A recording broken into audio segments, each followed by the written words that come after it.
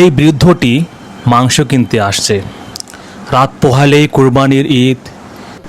মাংসের দোকানে ভিড় জমিয়েছে মানুষজন।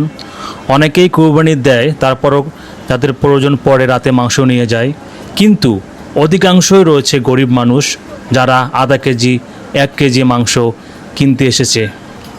আমি কয়েকজনকে জিজ্ঞেস করলাম, ভাই আগামীকাল তো কোরবানির ঈদ, কোরবানির মাংস তো পাবেনই, তাহলে এখন কেন কিনছেন?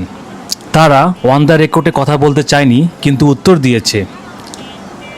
তারা বলল, ভাই অনেক সময় মাংস পাই, আবার পাই না, আবার দিলেও বিকেল বা রাতে দেয়। বাচ্চা কাচ্চারা দুপুরে মাংস খাবে বলে বসে থাকে, তাদের মুখের দিকে তাকানো যায় না ভাই, তাই কষ্ট করে হলেও ঈদের আগেই রাতেই কিনে নিচ্ছি। আমরা যারা কোরবানি দেই, আমরা প্রতিযোগিতা করি কার গরু কত বড়, কার দাম কত বেশি। প্রতিযোগিতা হওয়া উচিত কে বেশি মাংস দিল এবং কে সবার আগে মাংস বাড়ি বাড়ি পৌঁছালো, সেটারই কিন্তু প্রতিযোগিতা হওয়া উচিত প্রকৃতপক্ষে। আসুন এই কোরবানির দিনে আমরা তাকওয়ার সাথে দায়িত্ব ভাগ করে নেই। আশপাশে সেই মানুষগুলোর কথা ভাবি যাদের কোরবানি হয় না কিন্তু খাওয়ার অধিকার রয়েছে।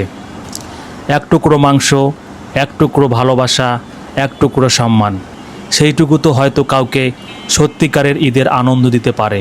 আল্লাহ তাআলা আমাদের সবাইকে সঠিকভাবে কোরবানি করার তৌফিক দিন। আসুন কোরবানি কি করি ভালোবাসা ও ভাগাভাগির উৎসব। এই ঈদ হোক গরিবের মুখে হাসি ফোটানোর ঈদ। আল্লাহ আমাদের তাকওয়াপূর্ণ কোরবানি কবুল করুন।